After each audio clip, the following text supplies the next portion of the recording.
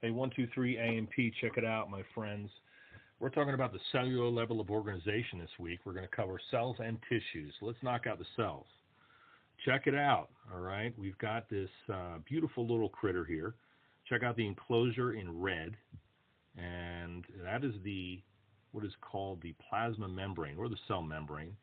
It's comprised of a phospholipid bilayer. We're going to get into that in the next lecture, I believe. But essentially is a force field that's going to keep all the stuff out and the rest of everything in, making this one discrete unit being able to perform all the functions that, let's say, a skin cell or a liver cell or a heart cell would need to perform in order to accomplish its mission. So we've got various organelles. That's the machinery within the center, within the confines of the cell membrane, within the force field. And we've got a fluid aspect in there, which is called the cytoplasm or the cytosol. And that is really stinking cool. We've got the various machinery in there positioned, doing its work, and there's a function to each and every of those organelles. We're going to cover them in detail right now. All right. First of all, textbook definition: cells are the building blocks of plant and animals. They're the smallest units that perform all vital physiological functions. So that's a test question. I'm just going to throw that out there. All right. The smallest units that perform all vital functions, helping us maintain homeostasis. If you want to study cells looking through a microscope, that's called cytology. You're looking at all the internal workings of these cells, making sure that mitosis, cell division, is occurring properly, and all the organelles are working as they should be. All right. Looking at the plasma membrane. Now, I think of this as like a little ice cream sandwich, because what you've got is those orange heads, or phosphate heads, that's what they're called, and then you've got their tails coming off of each phosphate head. Those are the lipid components, so phospholipid. And the reality is that there are some aspects that are hydrophilic, like the phosphate heads. They love water. They like to interact with the external cellular environment. But the lipid tails, we know that fat, kind of oil and water don't mix, right? So there are those lipid tails that extend toward one another between. Imagine that being the cream in the ice cream sandwich. And so the lipid tails are hydrophobic. They don't like water. So it's like the best of both worlds. So there's a substance that comes up to the cell, approaches it, that'll allow us to incorporate it and maybe let it into our cellular environment, or expel something if we don't have a use for it. There are also these inclusions inside the cell membrane. So these little proteins, and some of them span the entire width of the cell membrane, which is only 9 nanometers thick, so very, very thin. Okay. These inclusions in the cell membrane will serve various purposes. Sometimes they'll be like a channel protein like the one on the left in the pink. That'll allow substances to come in either with or without consent, or with or without energy being required. The energy would be ATP, or adenosine triphosphate. Then we've got these little tree-like structures that's sticking out of the green inclusion protein. I think of those like an antenna. They're extended out. They're feeling what's happening, testing the waters, literally and figuratively, in the extracellular environment.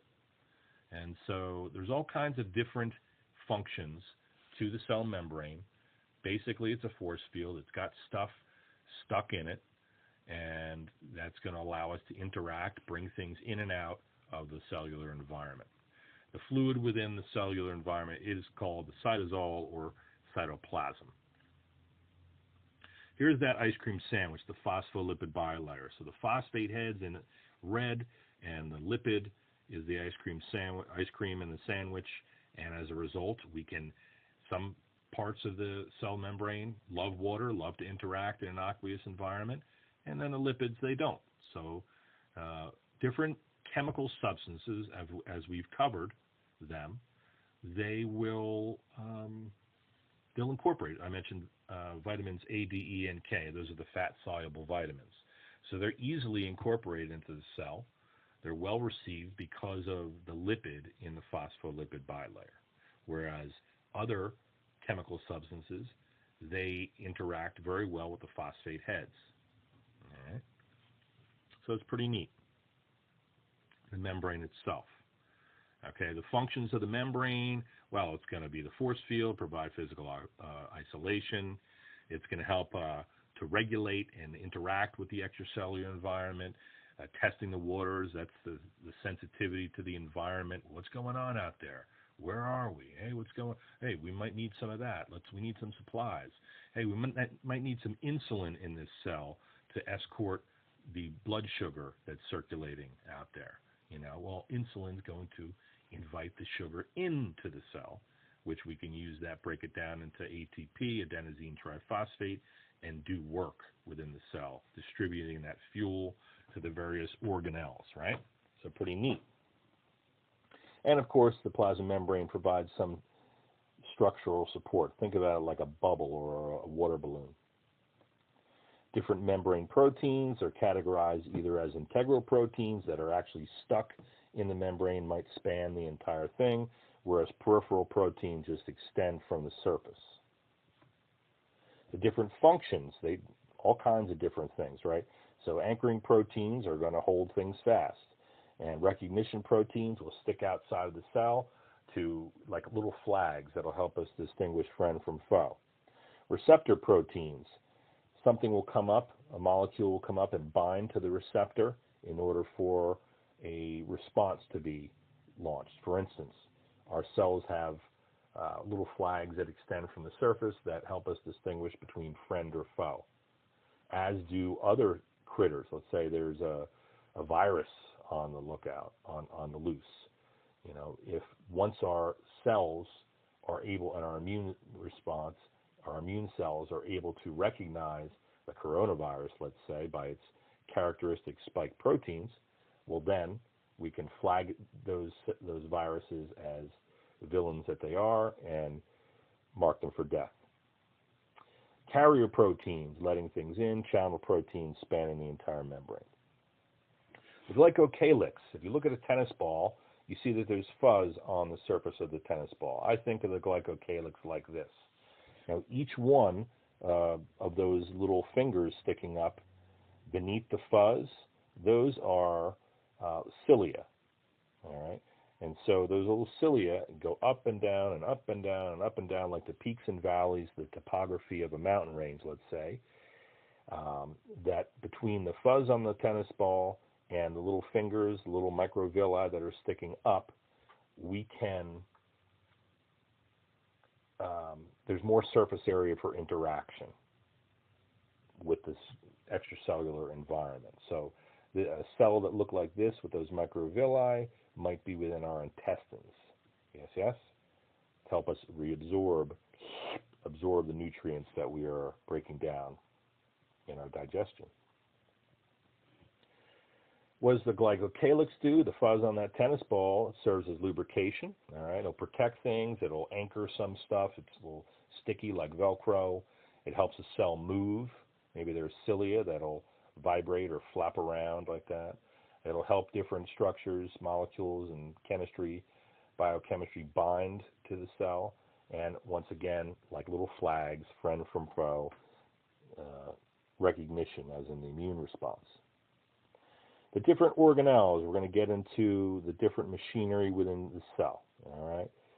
So we've got the force field up as a phospholipid bilayer. We've got different substances within the cell structures. We know that the nucleus, we're going to refer to it as the control center of the cell.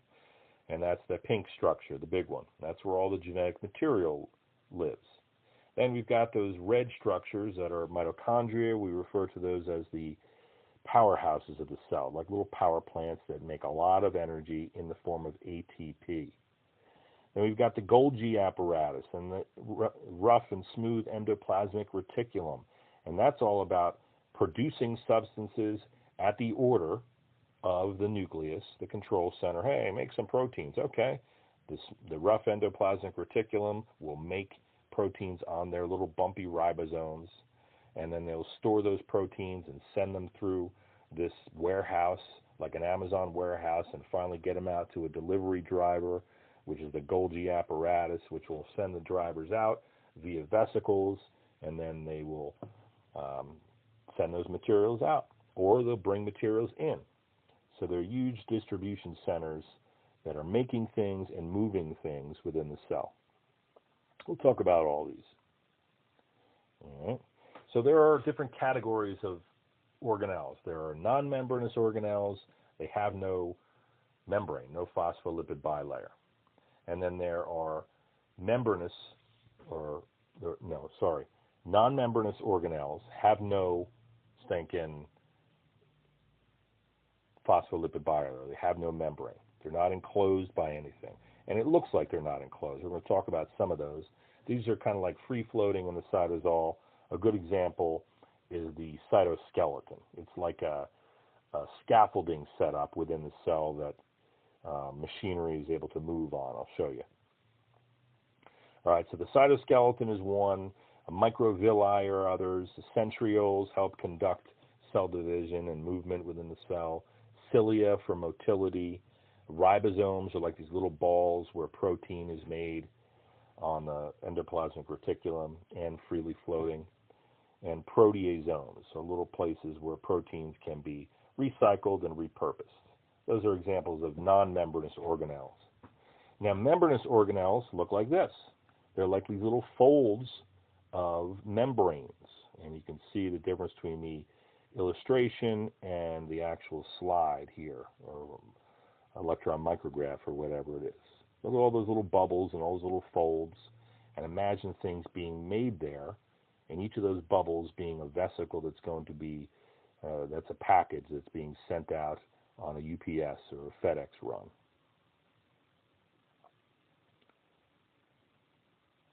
Different membranous organelle types. We got the ER, or the endoplasmic reticulum, and then that's in blue. And there's a smooth and a rough endoplasmic reticulum. The rough has ribosomes. Ribosomes make proteins at the direction of the nucleus. The smooth ER will synthesize lipids. It'll detoxify things. It'll make these little bubbles, and the bubbles are going to float out and dock with the plasma membrane and release things into the extracellular space. Look at the cytoskeleton. This is an example of a non-membranous organelle. You see that yellow rough structure in there. It looks like some sort of fibrous structure. That's like the scaffolding around the cell that things are going to use as like little roads or to attach here or there. And they're comprised of these very tiny filaments. All right.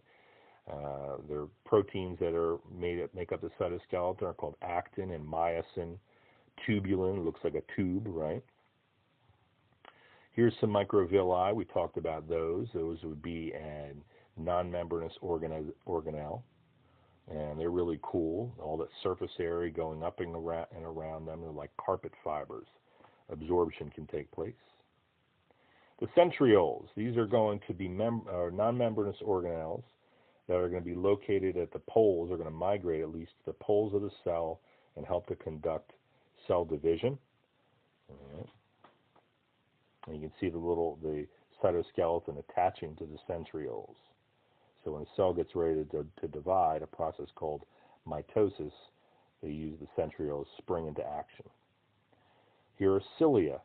Oftentimes you'll find these in the fallopian tubes, for instance. When an ovum, an egg, is released during ovulation, they'll be released and be caught by the fimbria and sent down the fallopian tubes, and it'll beat rhythmically and push the little egg along, and then the egg will meet the sperm, and those two gametes, so to speak, will form a zygote.